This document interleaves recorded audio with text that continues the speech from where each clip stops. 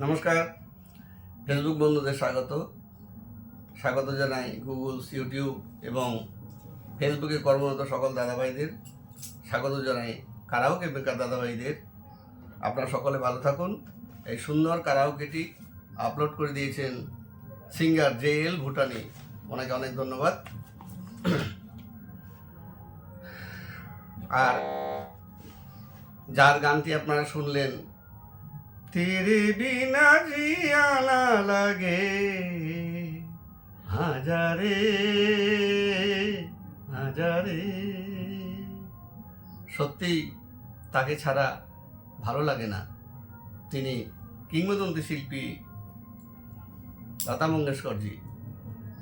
আজ ওনার তৃতীয় প্রয়াণ বার্ষিকী। শুরু করছি তোমায় পড়েছে মনে অনুষ্ঠান। তা সঙ্গীতের অন্তত শুধু ভারতীয় সঙ্গীতে নয়, সারা বিশ্ব জুড়েই লতাজির তো সুনাম অক্ষত ছিল। অনেক পুরস্কার তিনি পেয়েছেন, ভারতরত্ন সহ।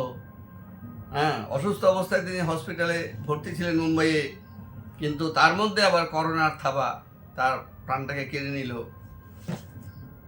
আমি একটুখানি লতাজির সম্পর্কে বলি। জন্মেছিলেন 28শে সেপ্টেম্বর 1929 সালে মধ্যপ্রদেশের ইন্দোরে একটি মারাঠি পরিবারে তিনি জন্মেছিলেন।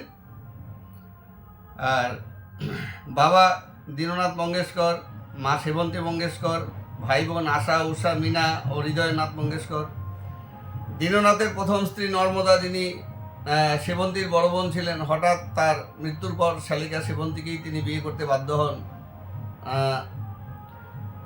বাড়িতে লতাজি, ওই দীননাথ একজন মারাঠি ও কোঙ্কণী সঙ্গীতজ্ঞ ছিলেন এবং মঞ্চাভিনেতা ছিলেন।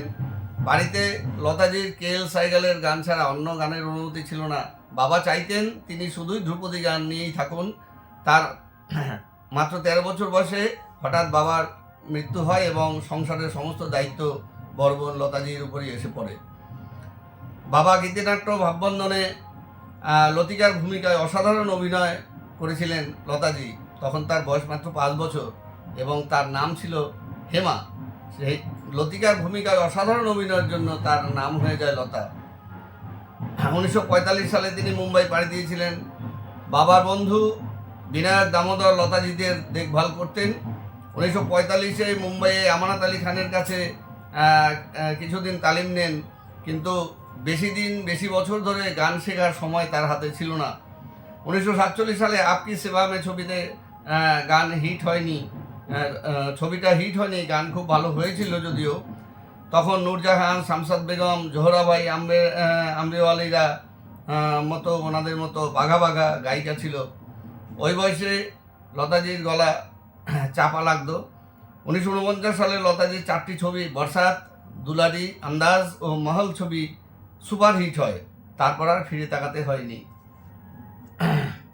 নৌসাদজি, শঙ্কর জয়কিষাণজিরা, অনিল বিশ্বাস, মদন মোহন, SD বর্মনজির সঙ্গে তিনি অনেক কাজ করেছেন। আর রাজ সিং দুঙ্গারপুরের সাথে তার তো একটু পরিণয় হয়েছিল, গোপন প্রণয় হয়েছিল। আপনারা হয়তো জানেন অনেকে যে রাজ সিং দুঙ্গারপুর ভারতীয় ক্রিকেট বোর্ডের প্রেসিডেন্ট ছিলেন। কিন্তু এই ঘটনা যখন রাজ সিংয়ের পরিবারে, রাজ সিংয়ের বাবা জানতে পারেন, তখন রাজ সিংকে দিয়ে শপথ করিয়ে নেন যেন তিনি রাজ পরিবারের কোনো কন্যা ছাড়া যেন কাউকে বিয়ে না করেন, এবং রাজ সিং সে শপথ গ্রহণ করতে বাধ্য হয়েছিলেন এবং আজীবন তিনি চিরকুমার থেকে গেছেন। তিনি বিয়ে করেননি, লতাজিও আর কোনোদিন বিয়ে করেননি। এরপর সঙ্গীত জগতে ঢুকে যাওয়ার জন্য লতাজি আর বিয়ে থাকার কথা চিন্তাও করতে পারেননি কোনোদিন। যাই হোক, 36টি আঞ্চলিক ভাষা ও কিছু বিদেশি ভাষায় তিনি 50,000-এরও বেশি গান গেয়ে গিনিস বুকে নাম তুলেছিলেন।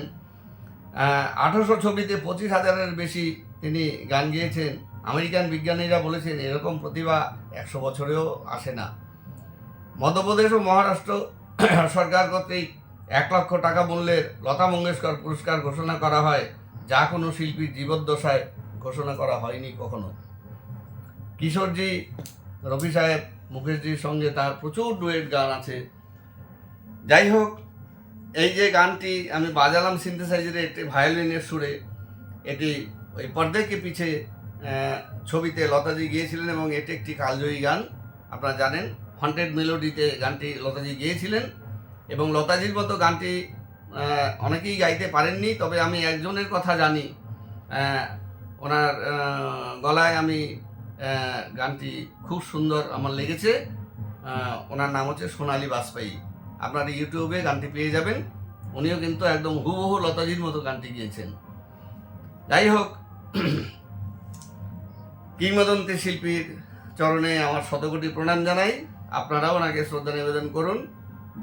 আজ তোমায় পড়েছে মনে এখানেই শেষ করছি। সবাই ভালো থাকবেন। আজ আসি, আবার দেখা হবে। নমস্কার।